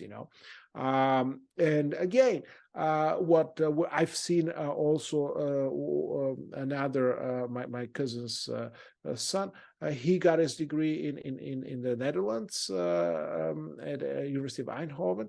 And in IT, and he didn't need to go and look for employment because Sofia is actually one of the IT centers in the EU. And he said, I'm getting great pay. Cost of living is still more reasonable than other European cities. there was no motivation for him to look for opportunities outside. And so that's the formula to retain young people in Bulgaria, by raising the standards. We're not there yet, and yes, the population decline, and the population decline will continue in Bulgaria just because the demographic structure has deteriorated because of the 30 years of transition. And so we will continue to expect to see the population decline in the next years, unfortunately. There are a lot of old people, not enough young people, and of course, still not attractive for migrants, which is okay. And Bulgarians are relatively hospitable, but not so much to migrants, as you probably have gotten a sense of. So, and that's okay. But so we will continue to have this population decline, and there's no way out of it, and every country, either outside of the EU, is doomed to experience that. That's my take on migration and population. Sure. All right, so let's move away from the EU a little bit to a much better part of the world, the United States of America. I know you have some news to bring us about the activities of the Bulgarian community here in the United States, particularly in some of the Midwestern states. So what have you guys been up to? So we, I should say, the broad and diverse Bulgarian community spread around the Midwest has been active in getting some recognition for ourselves as a community. That includes not just Bulgarians from Bulgaria, but also Macedonian Bulgarians. And last several weeks, because last month was March, was the month of the Bulgarian national holiday. And on that occasion, actually, the first time the flag was raised, so the flag has been raised in Chicago for last, I think, 17 or 18 years, but the first time it was raised under the two songs, Izgrei Zorana Svobodata, Rise the Son of Freedom, which was actually the national anthem of the Imaro under Todor Alexandrov, and it was the first official anthem of Macedonia, at that time, Asno Macedonia. And so the flag was brought to the brought into the plaza, into Daily Plaza in Chicago, under the Izgrei Zorana Svobodata, and then it was raised under the national anthem of Bulgaria. So it recognized the 120th anniversary of the Ilinden uprising, and on that particular occasion, it showed also the connection that exists between Bulgarians and the Macedonian Bulgarians, or the Macedonian Bulgarians. On that occasion, and I must also express my gratitude to our Consul General in Chicago, Svetoslav Stankov, who supported the Bulgarian community in initiating several different steps. And one of those steps was the adoption of several legislative acts of resolutions in the House and in the Senate of the state of Illinois, which recognized March as the month of Bulgarians, and on the occasion of the 145th anniversary of the liberation of Bulgaria, and it recognized the legacy of the Bulgarians, the Macedonian Bulgarians as well, and a number of individuals. And so I remember you were very concerned, and we all, I think, were, when that HR 741 was introduced in the U.S. House. That was killed. But we were able to have the state of Illinois, both the Senate and the House separately pass resolutions. And in one of those resolutions, particularly the Macedonian and Macedonian Bulgarian speaking communities, I want to read several paragraphs. One was that when tens of thousands of Bulgarians arrived in the United States from the geographic region of Macedonia at the beginning of the 20th century, pursuing freedom and fleeing the devastations and horrors occasioned by regional national unrest, different conflicts that we saw in the 20th century. Recognized also that Madison is the home of Illinois' oldest Bulgarian Orthodox Church, Holy Trinity, built by Macedonian Bulgarians, with the current church building still in place since 1910. That the Granite City, recognizing that was the place where the first Bulgarian newspaper to the United States was published, and that it was also that the place where Macedonian Tribune, the MPO, has been published since 1927. The Bulgarian immigrants from the region of Macedonia founded the Macedonian Patriotic Organization, so special recognition for MPO, the organization that continues to work for human, civil, and economic rights of all individuals, regardless of ethnicity, who hail from that geographic region. And it also recognizes that the Macedonian Bulgarian, Stoyan Christov, something that you also paid close attention to in one of your videos, for which we're very grateful. As a community, a journalist from the Chicago Daily News wrote a book titled "This Is My Country," a semi-autobiographical book about the immigrants arriving in the United States from the southeastern Europe at the beginning of the 20th century, and a book found on the bedside table of President Franklin Delano Roosevelt at the time of his death. And it also has a special recognition for the role that Bulgarian people played in resisting Nazis to deport Bulgarian Jews from Bulgaria proper and rescuing approximately 50,000 Bulgarian Jews. But also, in all fairness, the Bulgarian people acknowledge with sadness, grief, and regret the deportation and confinement of over 11,000 Jews from Bulgarian-administered Thracian and Macedonian territories during the war. So I think this was, and there's of course recognition of a number of other Bulgarians, the current Bulgarian partnership with the United States and close relations. The state of Ohio, the governor signed a proclamation doing the same text, and also recognizing in that proclamation that the legacy of the Kirachev brothers, which is the Cincinnati Chile,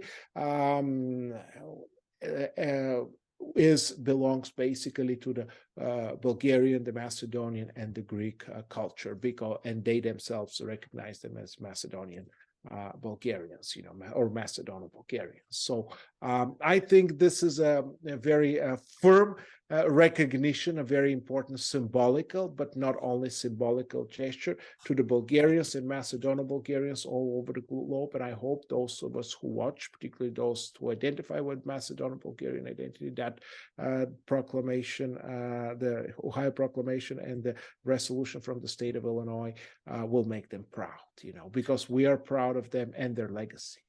All right. No, that's excellent developments. And like all things the UMD does, their activities always backfire on them somehow. They're always too incompetent to achieve their goals and end up provoking a counter response, which ends up being much more successful than what they were trying to do in the first place. Obviously, their attempts in the U.S. Congress failed spectacularly, and motivated a lot of the Bulgarians and Macedonian Bulgarians in the United States to launch their own initiatives. And now we have recognition by two separate states in the U.S., which are, larger, more important states, let's say, Illinois and Ohio, who recognize the concept of a Macedonian Bulgarian, the legacy of the Bulgarians from Macedonia, the role in American history, and so forth. So I think, a lot of people were arguing that the concept of a Macedonian Bulgarian is outdated. It's, the MPO is an outdated organization. The way forward is, this kind of UMD, ethnic Macedonian. Not that there's anything wrong with being an ethnic Macedonian, but the narratives that specific organization was putting out is kind of the way forward. And we see that's not true. In fact, they're incapable of achieving their goals. And in fact, we, if I may be so bold to say, we are actually much better at achieving those goals and asserting our identity and whatnot here in the United States. So I think those are excellent achievements, and I think more states will follow suit. And I think Ohio, if they put out a resolution, I think it was I can't remember when last year, but in a sense, their more recent resolution seems to have kind of backtracked and corrected um, a lot of the statements put forward in the purely kind of Macedonist resolution. Because I mean, you're more familiar with the Ohio developments than I am, but for example, the Kitagia brothers, I think in the first Ohio resolution, they kind of indicated they were ethnic Macedonians, which is not the case. The descendants of the Kitagia brothers, there's videos of them on YouTube specifically stating that they are ethnic Bulgarians from Macedonia. So I think the new resolution clarifies that fact. And I don't know if you're still with us, Ivan. Your screen froze. All right, we are back after a short interruption there. Apologies to the audience, but yeah, before we lost connection there, we were talking about the Bugarash counteroffensive to the UMD forces.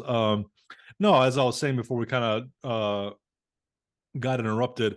It's really fascinating to me how badly the UMD has done in its Macedonist efforts. I mean, not just the UMD, but also kind of the entire Macedonist project. I mean, starting with Skopje 2014, the whole ancient Macedonism, Antiquization project. I mean, what a lot of Macedonians seem to do is kind of provoke the other side, but they're not really capable of really securing a victory. So what they do is they just provoke a reaction that's more than they're able to deal with, and then they end up losing. For example, with a lot of the ancient Macedonia stuff, they kind of provoked Greece, thinking they were somehow going to assert their ancient, Macedonism, but ended up backfiring so badly that they ended up having to renounce all claims to ancient Macedonia, which, is maybe a little bit too much, but they kind of provoked that counter reaction by the Greeks. They ended up having to change the name to North Macedonia, which at one point in time was contemplated only as an, for external purposes, for international purposes, but ended up being a name used internally as well. Same thing with Bulgaria, and same thing here in the United States. I mean, their attempts to kind of rewrite the history of the Macedonian Bulgarians here in the United States ended up backfiring, where they lost their congressional resolution. And not only did they lose it, but they ended up provoking the Macedonian Bulgarians in the United States to, organize themselves more aggressively and have their own projects, their own resolutions, which, as you discussed, ended up succeeding in Illinois and Ohio, and will continue to kind of domino throughout other states in which there's a Macedonian Bulgarian presence. So, what's your opinion on that? I mean, how do you kind of view the dispute, or the kind of the battleground here in the United States on that front? So I want to say very clearly that I don't see this as a literally a war or a confrontation with Macedonists. Again, they're our brothers and sisters. They have their own identity and they believe in a narrative different than ours. But we still look at them as our brothers and sisters, as weird as it sounds, with different identities, recognizing the difference in their identities. We did not intend in any way to score, to even any scores, or do it. For us, it was important because of the legacy of who we are and what our ancestors were, but also because of the overall legacy of this tens of thousands of people who came to North America. And we just wanted to get we wanted to get them recognized, along with our more recent present-day immigration from Bulgarian from the Balkans into the United States. And we also wanted to make sure that to get the record straight. And I was engaged last year with visits to our elected representatives to explain them why some of the narrative was was inaccurate and misrepresented. Right. I did not use intentionally the word falsified, but and why it is a concern for us. And I found incredibly easy and persuasive, much more so when discussing with Macedonists, to show the evidence and to engage in a meaningful conversation about our own concerns. So at that point, we had the idea that we needed to have something that sort of both recognizes the Bulgarian American, and Macedonian Bulgarian American communities, and also we wanted to make sure that this also will hopefully bring Bulgarians together and Macedonian Bulgarians together. I've said that many times to many people. I would like to partner with Macedonians, present-day Macedonians, not necessarily with Macedonists, or at least not with people who are convinced in the Macedonist approach and not trying to impose it and find some sort of recognition, but with everyone else who has identity different than mine and ours. It's totally okay. And I would like to see more actually areas of cooperation with on the grounds of mutual understanding and mutual respect and I think this will happen. We've had some ideas to enhance and expand such cooperation, and I think as things are moving forward, these opportunities will become more abundant and more prevalent.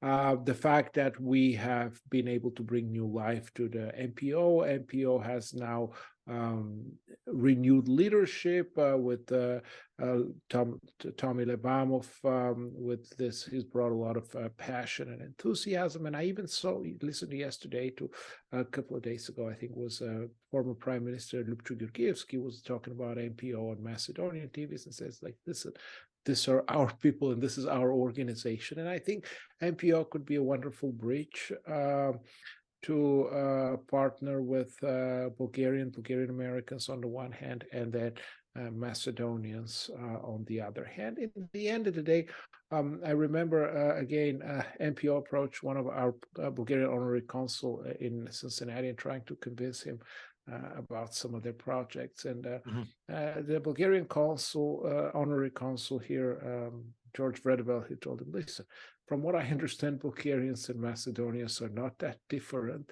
They have the same interests, the same passions, the same very similar cultures, but also, immigrant communities have the same frustrations and the same challenges, and maybe we want to make sure that we work to overcome those and partner and create more vibrant opportunities. And I think this tension, the period of tension and the period of fighting over history will get settled. It may take us longer than we think it would, but ultimately it'll settle. And when the score is settled, when the storm is over with, I think there is potential for cooperation, both between Bulgaria and Macedonia in Europe and in the Balkans, and between the Bulgarian American and the Macedonian Bulgarians and the Macedonian community here in United States as well. I think you're being a little too nice and too diplomatic. No, I'm just joking, but I think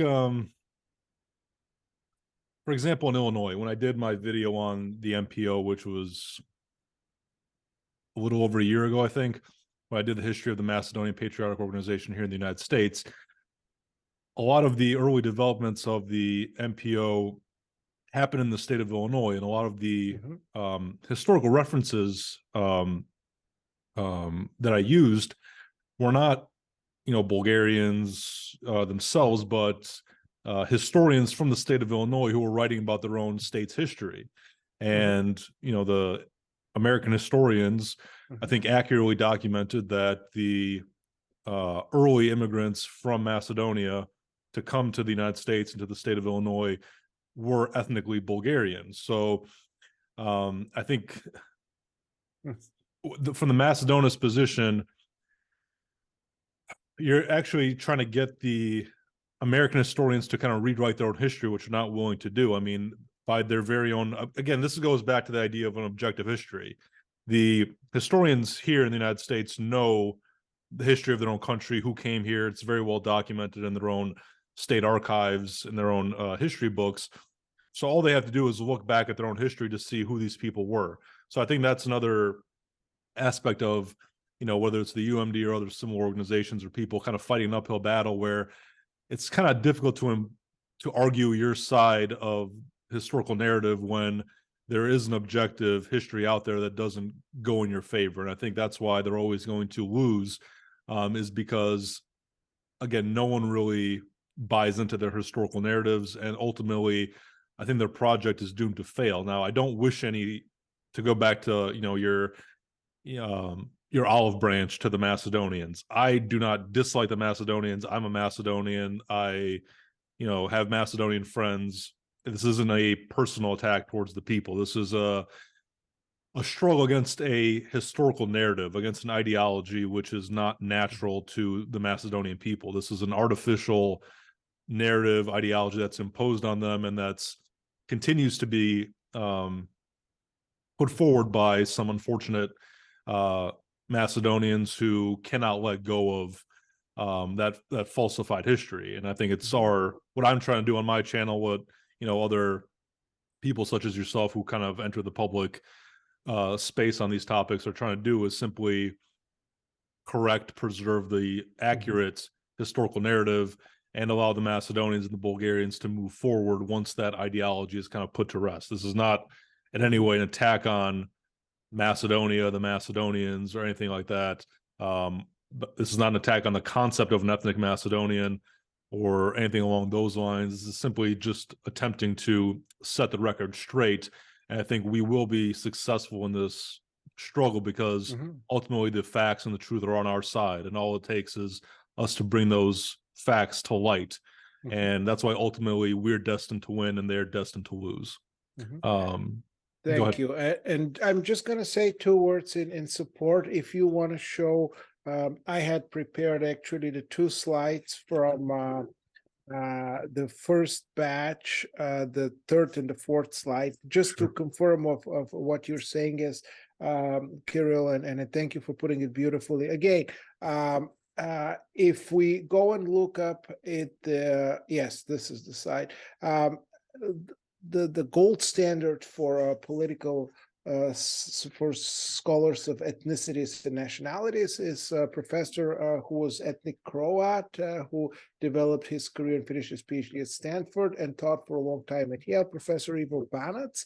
And he wrote a book, The National Question on Yugoslavia, again published it in the United States by Cornell University Press. We cited in the last video, last time I was a guest, Ipekius Manoglou's work on blood ties. And I'm going to quote, just want to read a paragraph to illustrate how the Western thought, Western political science, Western scholarship, historians who are not involved in any way in this debate approach the issue of a Macedonian nationhood and the Macedonian identity. And so this is from page 327. The idea of a separate Slavic Macedonian nationhood most certainly had its antecedents before 1930s. So remember, you and I had this conversation. We're trying to split hairs between 1913 and 1919, nor is that surprising considering the political history of the area. Krstyo Misirkov, 1874-1926, the first creator of a clear and rounded representation of argued and systematic conception about the national essence of the Macedonian people, brought arguments in favor of the Macedonian national separatism in Zamakedonskite Raboti about Macedonian affairs, but still considers the Macedonian question a part of the larger Bulgar complex, if not for other reasons than linguistic. The pattern of Misirkov's national behavior would become rather common among Macedonian intellectuals of the 1930s. So for him, the intellectual inspiration starts in the 1930s. They were Bulgars in struggles against the Serbian and Greek hegemony, but within the Bulgar world, they were increasingly becoming exclusive Macedonians. On the one hand, there was Misirkov's pan-Bulgar patriotism, which was based largely on the kinship of language, and his pan-Bulgar positions, which he used moreover frontally against the Serbs and before them the Greeks. On the other, however, when it concerned the national and cultural differentiation within this framework of the Bulgarophone unit, understood more in philological than in ethnic way, there were his Macedonian patriotism and his Macedonian positions, and so when you look at the sources and that evidence, and we read also last time original documents, it clearly shows you that certain narrative sort of dominates, and overwhelms. And it's not very difficult when citing some of the most renowned scholars and the gold standard for nations and nationalities to find evidence in support of what you and I have been talking about. And what I want to say here is just two additional sentences here, is that I think, and here is I agree with Kansurov and his interview, that it's indeed the history is the primary source, and Right. the responsibility of the Bulgarian government and the Bulgarian historians, which have not been careful enough, is instead of doing the easier thing to focus on human rights directly. And it's important to talk about human rights. It's important to talk about Pendikov. It's important to talk about why aren't you, shame on you for declaring yourself Bulgarian, Right. or it's not worth to call police for a Bulgarian. This is important. And this is important to focus, but it's also important to focus, why is it shame for you to declare yourself Bulgarian? Or why is it not worth to call a police for a Bulgarian? We, people who are from outside, unless we tell them that we have descendants from Macedonia, are okay. There's no big problem with this. The problem is when you claim you were born, you grew up in this country, and you defined yourself as a Bulgarian or Macedonian Bulgarian, or you tell I had my ancestors, and my ancestors from Kukush were Macedonian Bulgarians. That is where the problem starts. And again, the problem of human rights is linked directly to the problem of identity. The problem is that this narrative, inaccurate narrative, is imposed upon the Macedonian society, and in the last 30 years there have been little to no efforts to bring a discussion to modify it. So here is a problem of democracy and a problem of human rights that is directly linked to the historical record, and that is why the historical narrative needs to be rectified, needs to be straightened up, and needs to be fixed. And it has two major implications, both one for Macedonian society itself, and second, it has major implication on the relations with Bulgaria. Relations with Bulgaria are difficult because of the historical narrative. Right. The accusations that Bulgaria does not recognize Macedonian identity, language, etc., are all rooted in this narrative, that justifies this argument to be developed. But most importantly, it also has a major problem in the domestic environment, because Macedonian society is very, I don't know how many have, or some of you hopefully are coming from there or have interacted with it. It's people are very nervous there. When you talk on the streets, they're extremely frustrated. The society itself is deeply divided, and there's like the group of the patriots, and the other groups are the traitors, the janissaries, the quislings, Yep.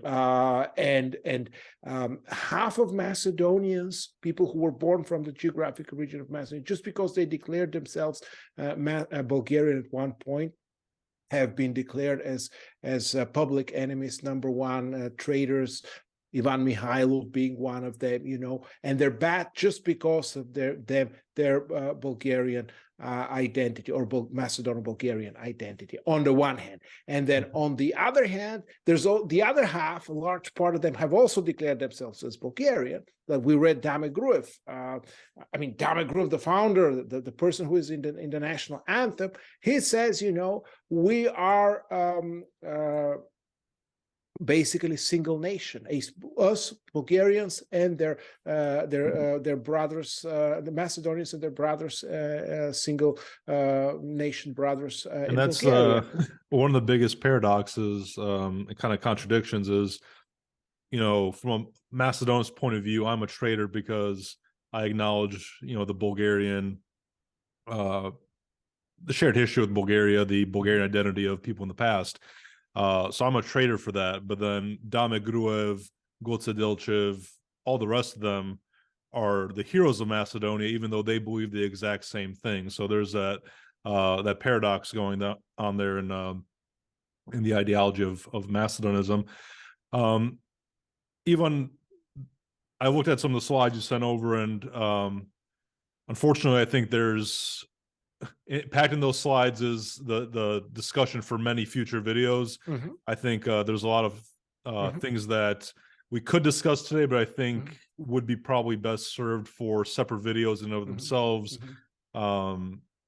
I know you sent some stuff over related to historical matters. I think we could definitely do a separate historical video. I think the audience would very much enjoy that. Some slides also you sent over on Mm-hmm. whether Bulgaria actually does deny, the Macedonian identity, stuff like that. I think we could definitely do a separate video on the kind of specifically the Bulgarian position on the Macedonian question in more detail.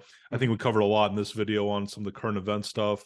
So I think this is probably a good place to start wrapping up. Is there anything else you kind of wanted to add before we So kind of wrap up the discussion for this evening? just to complete this last thought and sentence is that the importance, and I really appreciate the opportunity to talk to you and to your viewers.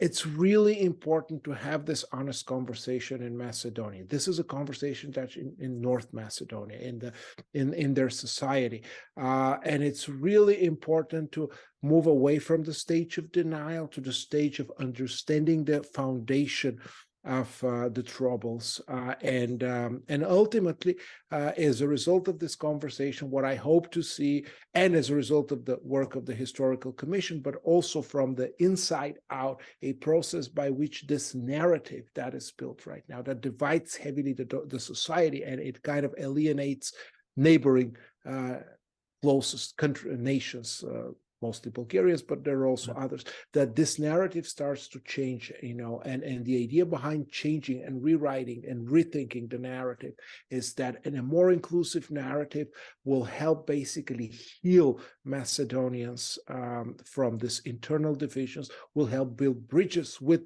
neighboring nations. And what would ultimately help is this is what is going to strengthen Macedonian identity. I know why Macedonian historians, and I'm looking at them and talking to them straight up, I know why you don't want this letter from Dame Gruev to be publicized. I know why you deny the very existence of this letter and you call me and everybody else Bulgarians falsifiers, because you are concerned that Macedonian identity, if all this evidence comes to surface and it's accepted in Macedonian historiography, that Macedonian identity is going to go away, and all of a sudden Macedonians are going to wake up in the morning and become Bulgarians. I'll tell you, no, that's not going to happen. We're way past the stage where that reversal, way beyond that, past the reversal stage. The identity is built, and I have no intention, and I think most of us don't have any intention to modify.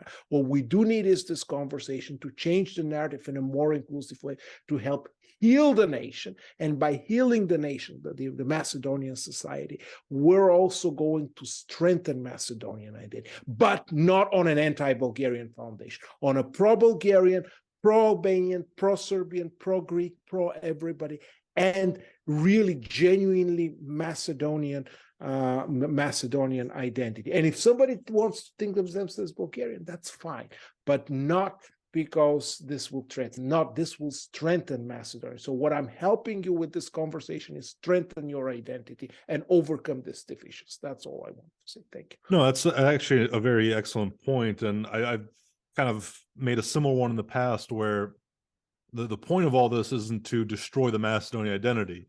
It's like you said, to strengthen it, because currently the Macedonian identity that's built on the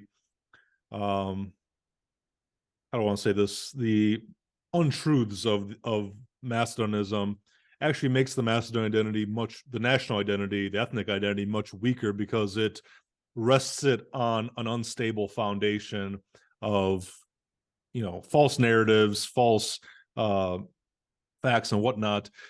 But if we kind of step back and have more of an objective analysis using objective facts, putting forward the objective historical process of Macedonian ethnogenesis, which we discussed in the previous video, it will actually firm up the foundations and stabilize the foundations of the Macedonian ethnic identity to where they're not flimsy like they are today. Because once they're based on the true historical narrative, on the true process of ethnogenesis, which did occur in Macedonia, then there's really nothing to fear at that point, and the ethnic Macedonian identity as it is, as it could become, will be much more stable, much stronger than it is today, because it will actually be based in facts instead of lies. So I think you're absolutely correct to state that what we're attempting to do is not destroy the Macedonian ethnic identity or to weaken it, but to strengthen it by rooting it in truth instead of falsehood. So I think that's an excellent point you made, and an excellent place to wrap up this discussion. So once again, I thank you very much for coming back on the channel. I anticipate you coming back in the future and discussing the many other topics which we can discuss, and whether it's current events, historical, and all that. So thanks again for coming on the channel, and wish you all the best, and hope to see you again in the near future. Thank you so much, Kirill, and best of luck to you and your viewers. Thank you for the opportunity. Thank you very much. Have a good night. Thank you.